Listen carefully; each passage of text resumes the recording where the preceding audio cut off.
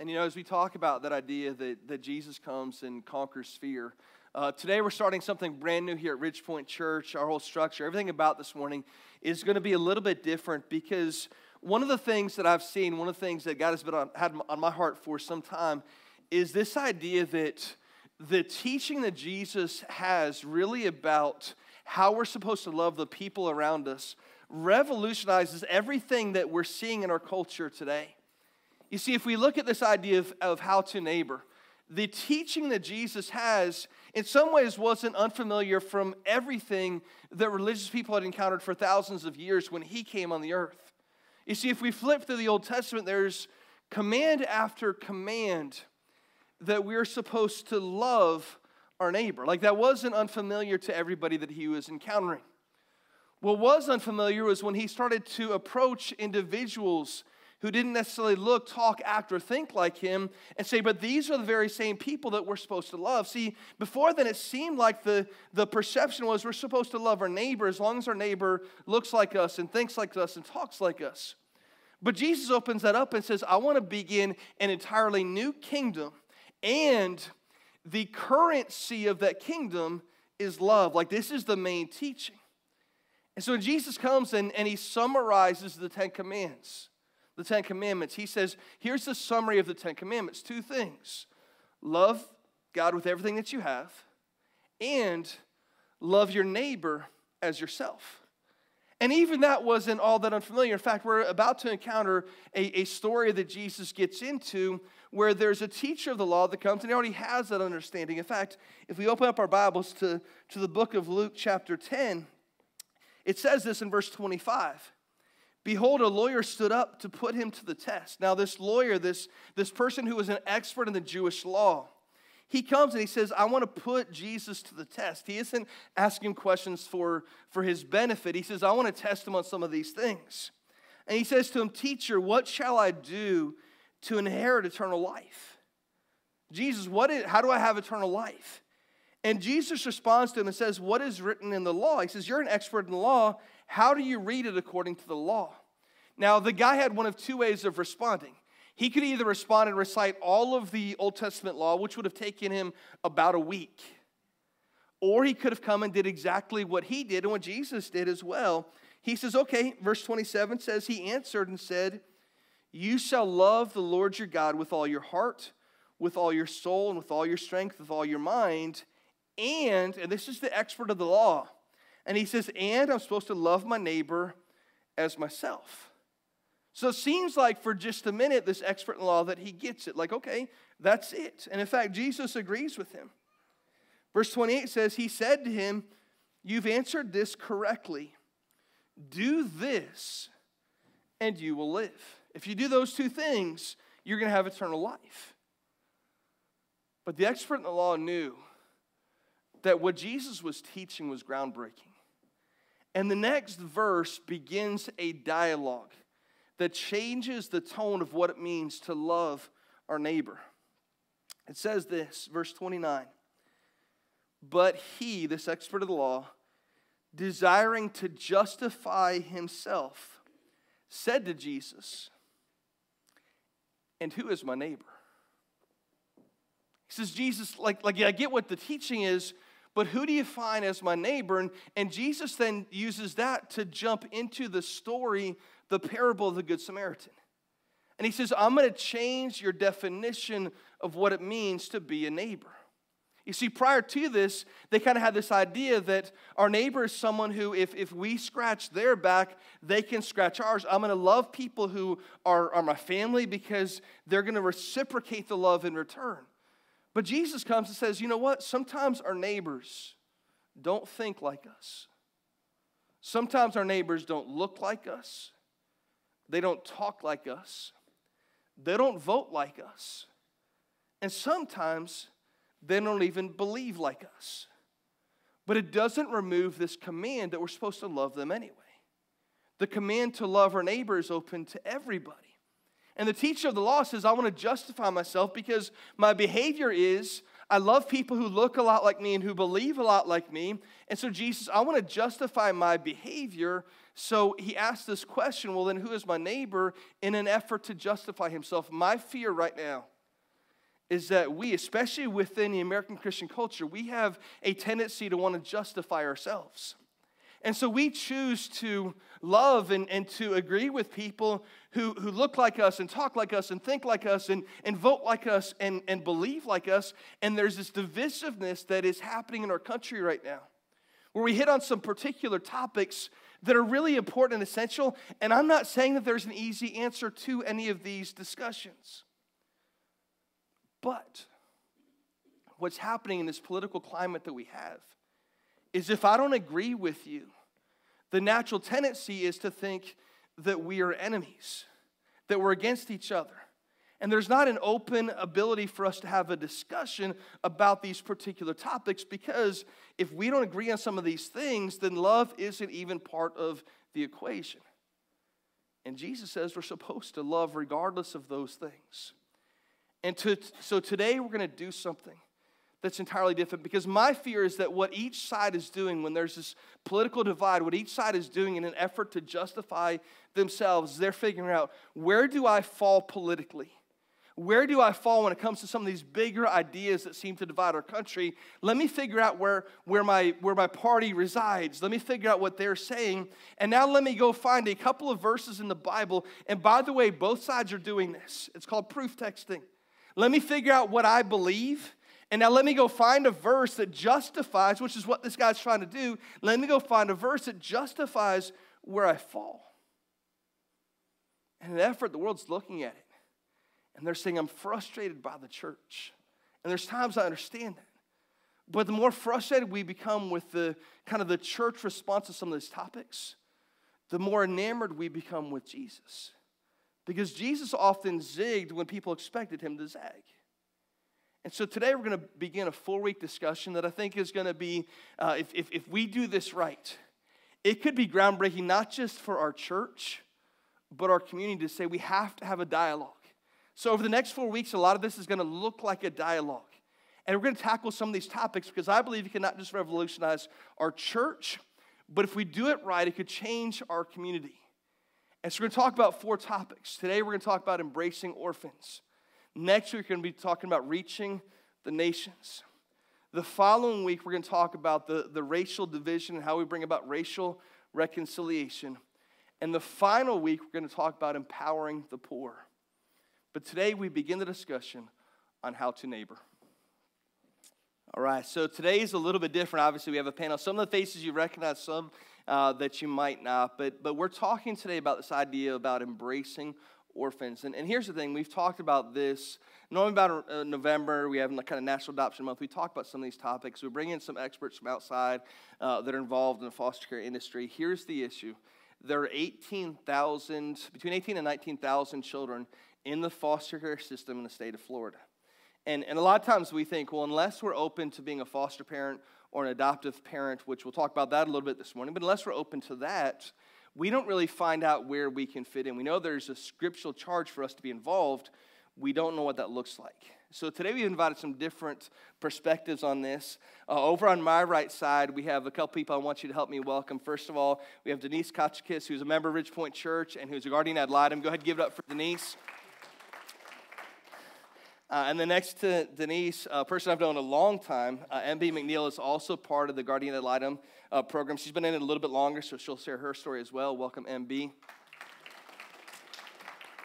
And then over on my left, most of you will know James and Danielle Brown. James and Danielle have been friends almost since we've been here.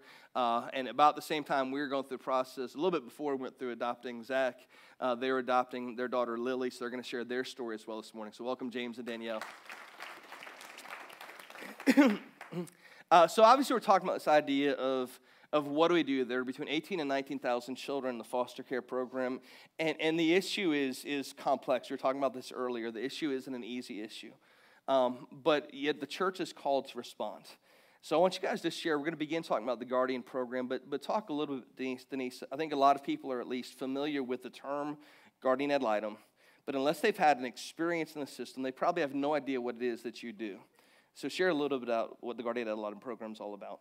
Well, the Guardian Ad Litem program, really, the term for the child comes to mind. That's the simplest way to explain it.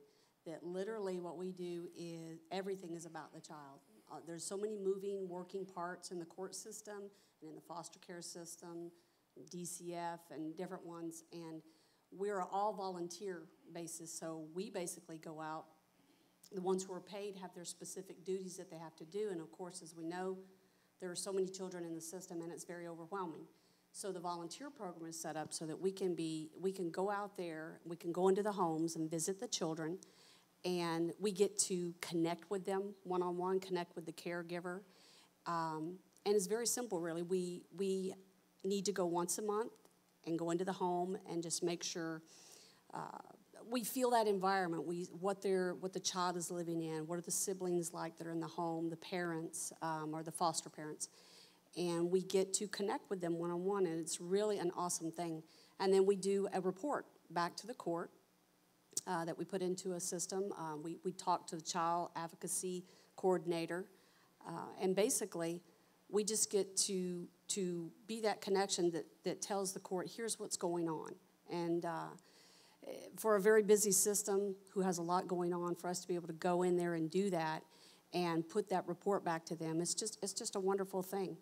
And we need more Guardian Ad Litem volunteers. So if you can, literally, it's a wonderful experience, and you get to be there for the child. And it's incredible to think about that there are 18,000 children in the system. There are roughly right now 11,000 people that volunteer as Guardian Ad Litems. And literally they're there simply as volunteers saying, we want to be there for the good of the child. MB, Denise shared a little bit about that there are a lot of people that are involved in the system, from everything from the biological parents who the children have been removed for some reason, to foster parents, to adoptive parents, to caseworkers, to judges. What is it that makes what you do so unique? Well, first of all, we're completely volunteer, as Denise said, and so when we attend these meetings and so forth, we're not part of the paid case managers or attorneys, all the different people that might be there, or even in court, there's a lot of different people there regarding the cases, but we are strictly volunteers, and our only purpose is just to, as Denise said, watch out for the child, and then to speak for the child, to let the judge know what does this child need, and we're completely unbiased with regards to the foster parents or the birth parents or the attorneys, and it's a great opportunity just to speak for the child. Mm-hmm. And it's really powerful. We had a chance when we adopted our older children. They had the caseworkers and all that stuff, and they're hired and they have a specific function, but they're trying to figure out, according to the legal system, what has to take place. We were assigned early on a Guardian Ad Litem, and she and her husband would come out frequently, and the power that the Guardian Ad Litem has to be involved and just to love on the kids and ultimately to answer to the judges as to what's really in the best interest is a powerful thing. So the work you guys do is incredible. So Denise, explain a little bit, because I wasn't even familiar with this. I knew our experience, but when a child enters into the foster care system, it's a little bit different than their experience, whereas a private adoption, or when we adopted our youngest son. But a child is actually in the foster care system. Are they right away assigned a Guardian Ad Litem? How does that process work? Does every child in the foster care system warrant having a Guardian Ad Litem? Yes, so every child that comes into the system is assigned a Guardian Ad Litem. Again, as JJ said, though, with about 19,000 kids in the program and 11,000 volunteers, obviously the math doesn't add up. So volunteers will end up taking on multiple cases, or if there isn't a volunteer to be assigned, of course, then someone in the DCF program, whatever, has to try to fit that into their already very large caseload and go see the child. So that's why the Guardian Ad Litem program is really a wonderful thing, and we are given a lot of weight in court when we go up and we're standing there, and there's the attorney and the child care advocate and all the different people are up there. The Guardian Ad Litem goes to court, and it is there too. And the judge always asks what we think, because it's given a lot of weight, the fact that we're going into the home and the other workers really may not have the time to do so. And we get to see, like I said, the siblings visit, or just everything that goes on, the dynamics of the house that the court can't see. So we get to see that. And then when we go into court, they really do value our opinion. And again, we don't have to make the tough calls. We just tell what's going on in the home, and the judge takes it from there. But yes, everyone is supposed to be assigned a guardian ad litem, and we, just may not be quite enough to go around, but yes. Yeah, absolutely. And that's such a good thing, and the weight that you guys carry when you have those discussions is a powerful thing, and we experience that firsthand. So MB, talk a little bit, because I want to know the nuts and bolts. Like, what does it look like? You've been at this for 7 years. So what does the process look like when you're assigned a child? How does all of that work? Okay, let me say first, JJ, if you want or if you're interested in being a guardian ad litem, they do put you through some classes so that you learn the basics of the system and, what is the DCF and what are the case managers, so on and so forth. So you do have some training, which That's was good. very... They're not just throwing you out there saying, hey, go do this. Yeah. So it is very helpful. And there's a tremendous support system in the guardian ad litem department with the full-time staff and the attorneys at the guardian ad litem office that are always there to help the volunteer guardian ad litems if you don't know how to handle a situation. So we have a tremendous support group. But once you get a case, then your first job is to, of course, go and meet your child, whether they're living in the foster care or perhaps a group home. Go and meet the child, begin to establish that rapport with the child, and then the other adults that are connected with the case, whether it be birth parents, if they're still in the picture, foster parents, perhaps grandparent is involved with the child, really just to familiarize yourself with the whole case so that you can understand as much as possible what is really going on in this child's life. And a lot of times it's very complicated and very ugly, honestly, So you just have to stay objective and listen and try to understand what this child has been through and what they're currently dealing with. Okay, so and let me follow up with that a little bit. But so you're with that child until the case is completed. It could result in them going back home or being adopted or whatever that looks like. But then, so you've developed a rapport. How long have you been in your current case that you're in right now? The current case that I'm on right now, I've been with it 4 years. The goal at the DCF is to resolve the cases within 1 year. And so obviously this case is really spilled over.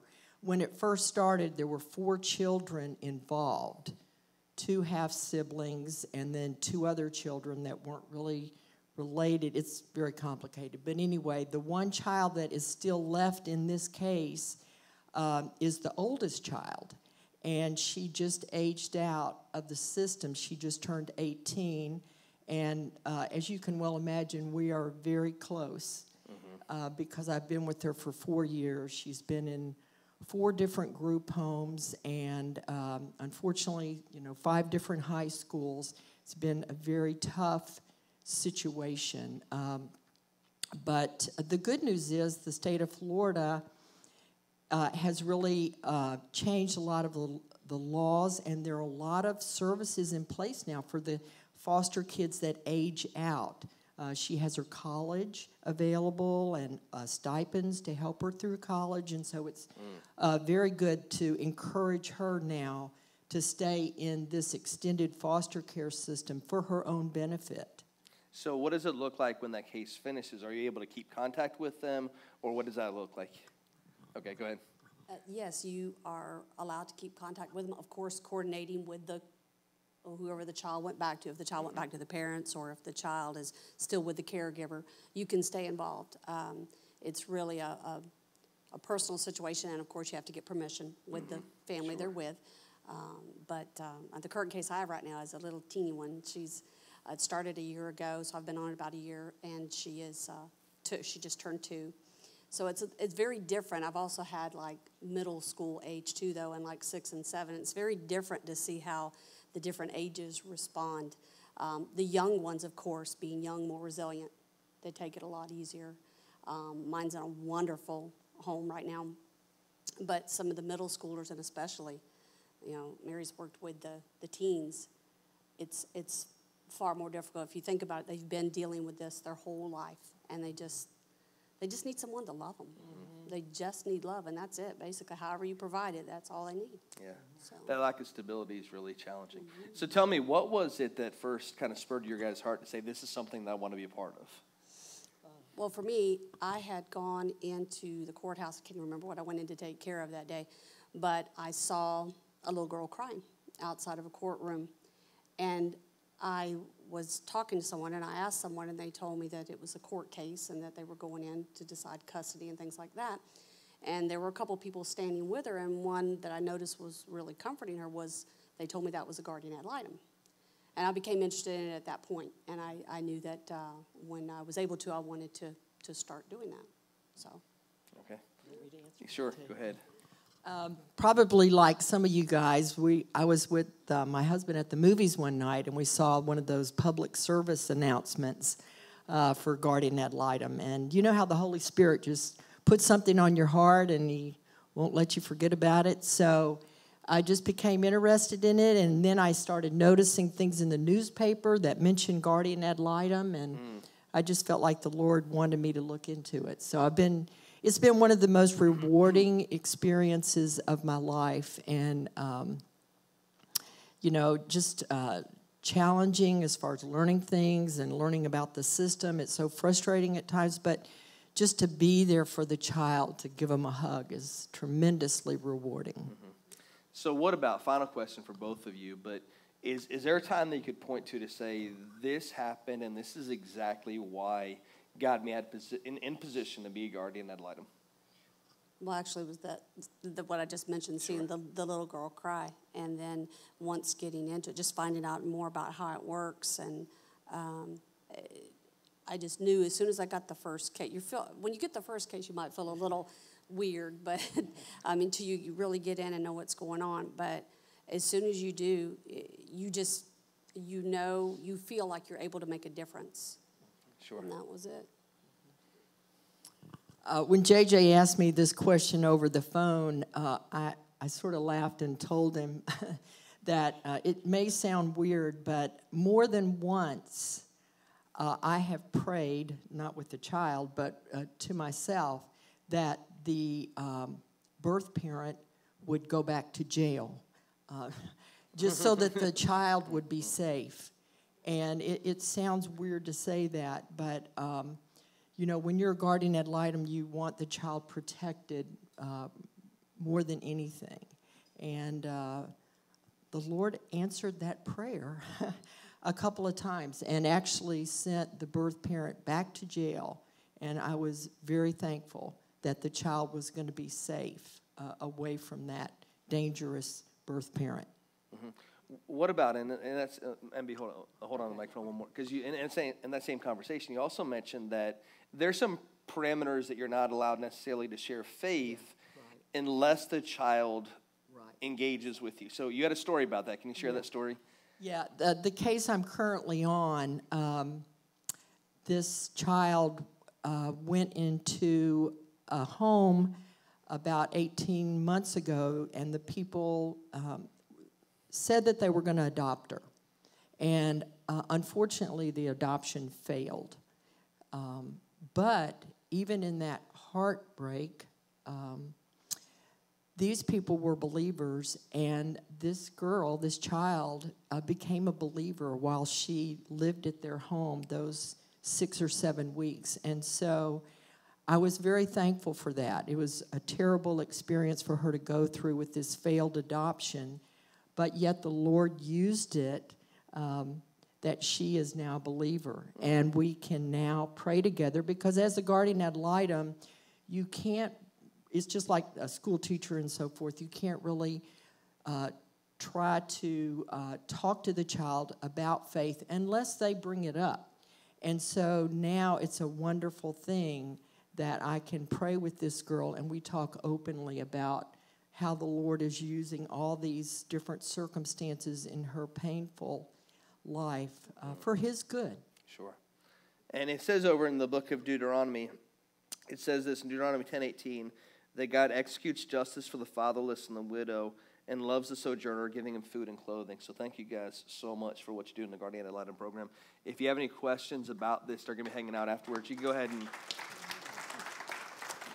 But I want to transition the conversation a little bit to my left, to your right, and talk to James and Danielle about their journey. So tell me a little about your journey and how Lily became around.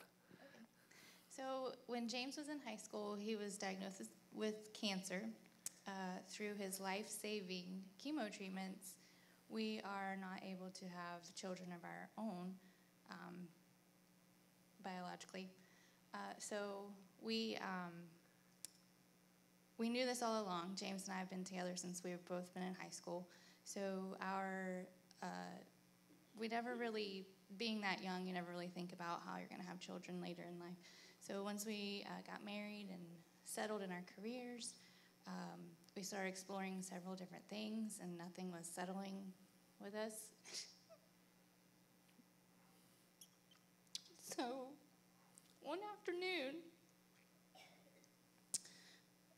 during that time, obviously, I was upset that I wouldn't bear my own child, and a TV show, which I think was the Holy Spirit behind it, smacked me in the face, basically, and said, do you want a pregnancy or do you want a family? Wow. So since then, we went through the adoption process. We did research. We found Catholic charities out of Lakeland, and we went through orientation. And from the day that we did orientation to the day that Lily was born was 9 months. Which, by the way, is incredibly fast. Like that normally does not happen. So obviously, you know, it's always fun for the family to be part of the celebration. Normally both the courts and families do a great job of celebrating the finalization of adoption, regardless of, and realize there's two different perspectives here. What they're talking about is mostly a public adoption that happens through the system. What you guys went through was a private adoption that happened through Catholic charities. But either way, there's a celebration that's at the end. Now, Lily, you had from the time she was born, and so she grew up without some of these same experiences. But even in that, as much as there's celebration at the end, Danielle, you're already alluding to, there's some dark moments that leave doubts and questions. So whoever wants to talk about what that dark season looked like. Yeah, some of the dark moments, just for me, I thought she would be the protector. You know, she was the protector. We were both the protector. But like from the minute I got to take this child home from the hospital, there's a 90-day period to where somebody can come get this kid out of my house.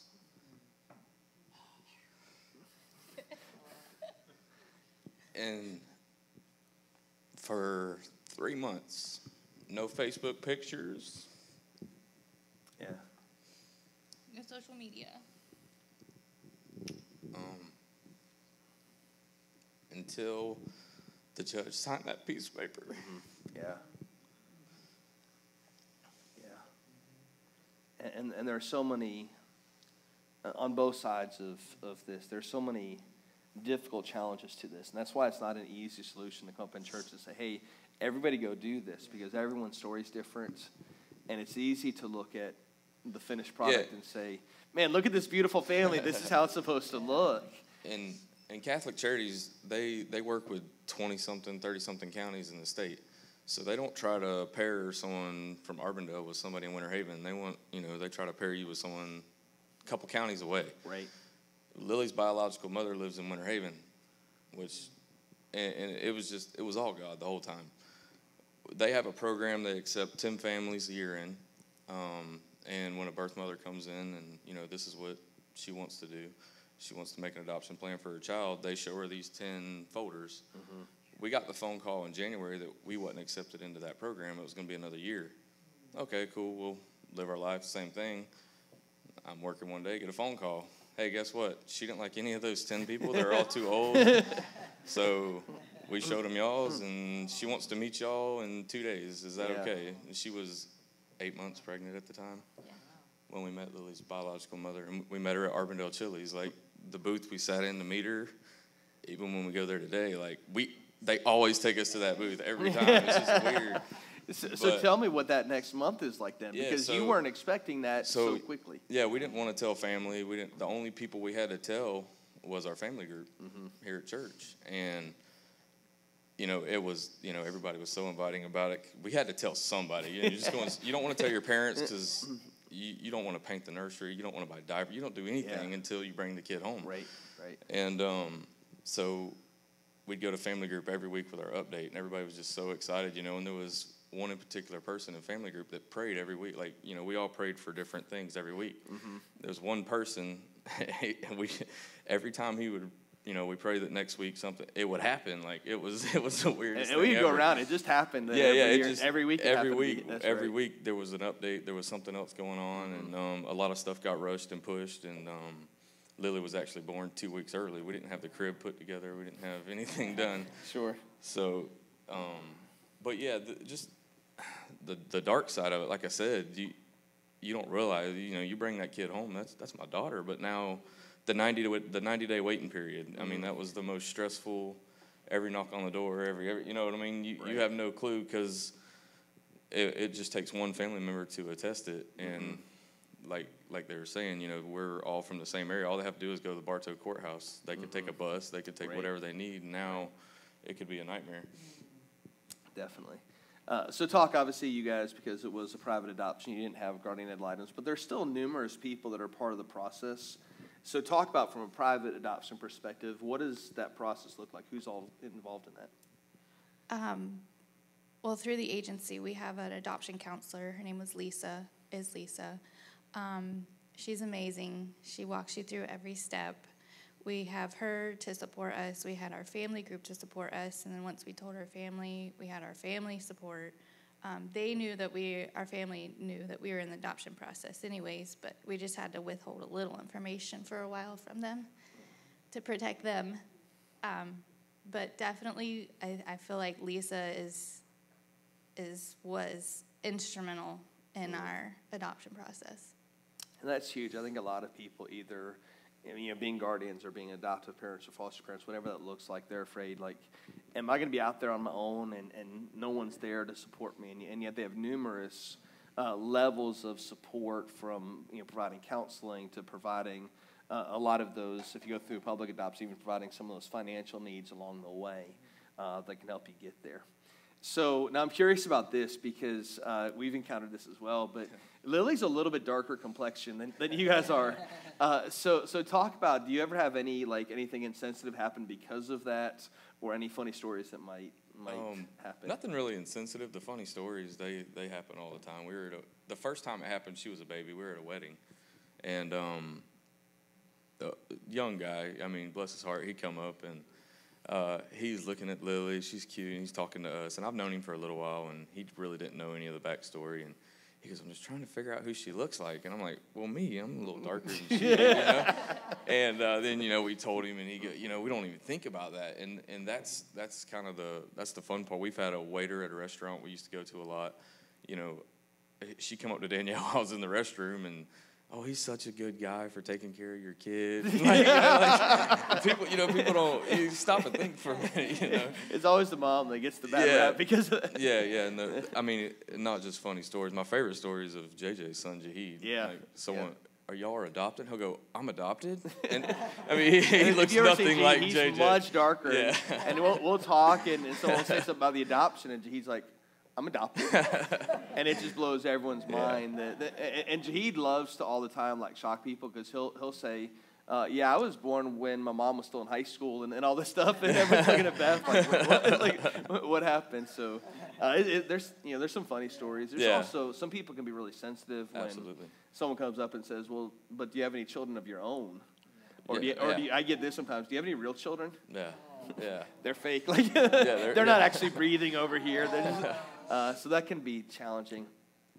So final question. People are at different spots. Not everyone's called to adopt. But there might be some people that are sitting there right now saying, I don't know, that seems like a lot. Like, what's a word you'd give to them to say, hey, if that's where you're on the fence, at least consider this, or... Yeah, like Catholic Charities has a couple times a year, they have like an orientation. You just go and sit in a little room, and she talks about it. There'll be 20 or 30 people maybe, and they just kind of tell you about the adoption process, what you can look forward to. I mean, it's not as easy as just signing a piece of paper. Okay, now it's time. We'll call you when a kid's available. I mean, we've had to do FBI background checks twice. I mean, we've had to do HIV testing, physicals, just crazy amount of stuff. Just you get a checklist and just start checking stuff off. Yeah. And I mean, they want you to write how you were raised. They just want to make sure you're not just competent, but you're able to raise this child. Right. And they teach you a little bit more. They call it, that was what I took away from a lot of the classes, like the adoption language. Nobody's giving up their kid. Like that's got to stop. That's what. How could she give her kids up? Right. She made an adopted plan for Lily. That was like the most responsible thing she could have ever done. Lily could have easily just went into the foster care system and just like that. So the selflessness of some of these moms who know, we encountered it where our biological mom for Zach knew she couldn't keep him. Right. The easy route would have been, it's legal, I can have an abortion and not go through any of this. It's a very selfless choice at that point to say, I'm going to go through with this pregnancy knowing I can't keep the child. Like, they're, as hard as it is, they're heroes to be able to do that. Right. So. One thing that I would say, if you were on the fence about it, is definitely pray. And if you do get involved in an adoption plan or adoption process, patience. Patience is key. Yeah. Our first round with Lily, I was very anxious. I would call Lisa a couple times a month. Have you heard anything? Can you tell me anything? She knew about Lily's birth mother 2 or 3 months before she ever told us about it. She made her, think things through, pray about it, make her decision that way. I was very anxious through the whole thing, like, when are we going to get her? When are we going to get her? But now we are in the adoption process again. We've been adoption ready since January, and I have heard from Lisa twice. But this time through, I have such peace about it because I know it's going to happen in God's timing. And Lily knows. Lily knows she's adopted. We celebrate her adoption day. And so she knows that we're going to adopt another baby. We're hoping to adopt another baby. And so she prays, at dinner, keep our baby safe. Wow. She's heard me pray that, keep our baby safe. And when it's time, we're ready for our baby. Like, she's so excited to be a big sister. Does she have a preference right now? Does she want a brother or sister? She used to say boy, and now she says sister. I don't think she even really cares. Yeah. It could be a puppy, and she would be happy. She does want a puppy. Yeah. But no, she's super excited about being a big sister one day. That's powerful. Thank you guys as well for joining us. Go ahead and give up the Browns as well. I want to share just 2 things as we wrap up. In James 1:27, it says this: religion that is pure and undefiled before God the Father is this, to visit orphans and widows in their affliction and to keep oneself unstained from the world. Like, this is our command as believers, is we're not all called to adopt for sure, but we're all called to do something. And it could look like something formal like guardian ad litem. It could be just being a support system for someone who's been through it. It could be, I can remember being part of those family group meetings, and you guys were anticipating it. Zach wasn't planned at all, and all that happened within the same couple of months there. And so just being part of that process for people, being their support system, providing childcare when you guys want to go have a date night, like things like that are really valuable. And so each one of us can play a part in figuring out what that looks like. In the coming weeks here at Ridgepoint Church, I shared next week, we're talking about reaching the nations. Some of you know the name Luke Osberg. Luke Osberg was a longtime part of Ridgepoint Church. He and a group of people have gone down to the Dominican Republic and started a ministry down there called Fight, where it's freeing individuals from the grasp of human trafficking. Luke is coming as part of the series. He's going to be talking next week, giving us an update. Now, here's the thing. This is especially important for the people that are out in the Facebook world watching us live. It's because of the work that Luke is about to enter into. He is not allowed to have his face depicted on anything in social media. So next week, we'll be able to have the audio of the message, the video. We will not have any video next week. So if you want to see Luke, you got to be here live next week. We're really excited to get an update from him and his family and everybody a part of Fight as to what's going on. And also to find out what that looks like for us, because on top of this being an issue, there's also an issue right now in our country of what do you do about immigration and how much do different people matter. And even though we might have our political perspectives, ultimately, at the end of the day, Jesus calls us to love everyone regardless of background. So we'll talk about that next week. Then coming up, obviously, we're heading into Thanksgiving. The week after Thanksgiving, we traditionally do something. We don't have a regular service. We go out to Simmers Young Park, and we have a service outside at Simmers Young Park and have a picnic associated with that. We're praying we have some beautiful weather like we have this morning that week. It might be 95 degrees that morning. We're not sure. But we're changing it up a little bit this year in that we're calling it the How To Neighbor Picnic. And we want us even right now because we believe fully that in order to be a good neighbor, sometimes we just have to be good neighbors. It's not so much what you do as who you are. And so we want you even right now, we'll have invite cards out soon, but we want you even right now to start thinking about some neighbors, saying, hey, after Thanksgiving, you're tired of Thanksgiving leftovers, come out, we're going to be grilling out at the park, and invite your neighbors to be a part of that picnic the Sunday after Thanksgiving. Thank you guys again for joining us. Let's pray and we'll close out with one final song. God, I thank you for this group that's been assembled. God, I thank you for their heart. I thank you for their passion to fulfill the command we had in Deuteronomy, the challenge we had in Deuteronomy, as well as the challenge we had in James to reach people who are needing to be reached and to love people who often don't experience that love. God, I thank you for the Guardian Ad Litem program and people who step up on a volunteer basis just to make sure that the needs of those specific children are met. And God, I thank you for biological parents who are strong enough to be the heroes of the story, to say, I'm gonna go through the pregnancy and put my child up for adoption to make sure that child could be loved, and for adoptive parents like James and Danielle. God, I thank you for everyone who's part of the system. There's so many heroes that allow us to do what we do better. As frustrated as we might become with a system, God, I'm thankful for people who step in and fulfill the role that you have for us. God, bless them, bless us in Jesus' name. Amen.